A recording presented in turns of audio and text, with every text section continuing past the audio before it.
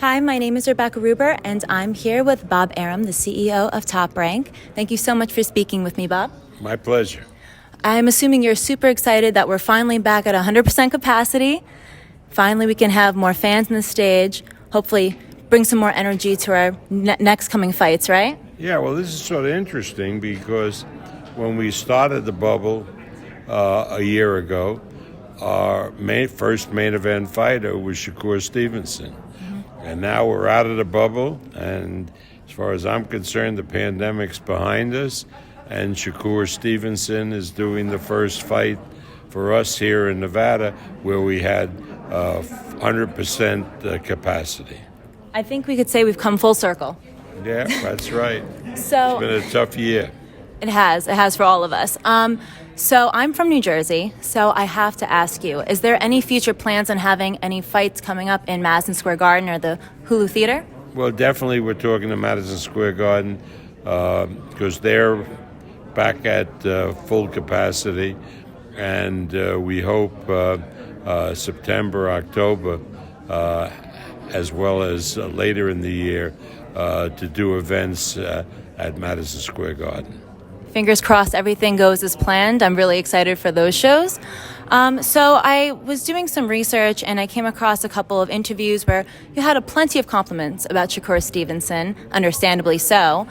And I was wondering, when was the first time you discovered Shakur Stevenson, and what have you seen change in him in regards to his work ethic and his fight game since you've discovered him? Well, obviously we became familiar with Shakur based on his Olympic history in, I guess, the Rio Olympics. And we knew he was considered to be the best amateur fighter in the United States. And he has worked very, very hard as a professional. He's a no-nonsense guy. And he is going to be, I think, the biggest star in boxing in the years ahead.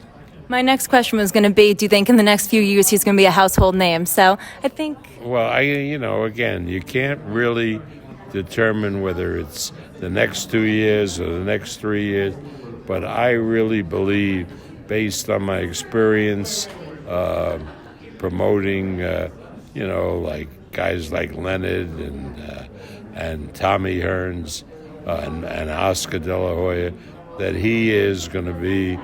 Shakur will be the face of boxing in the years ahead. Amazing. And another question that I have for you, for any amateur boxers out there that want to get into it professionally, do you have any words of advice for them on how to start, or any words of motivation?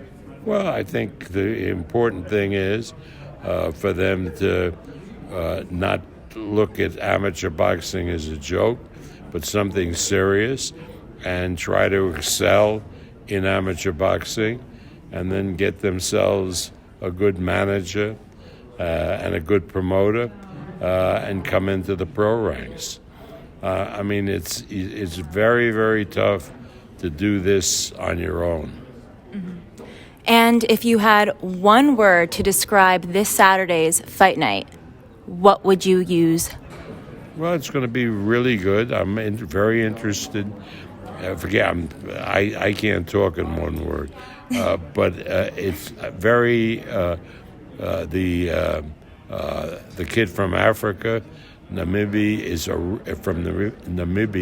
is a really great puncher.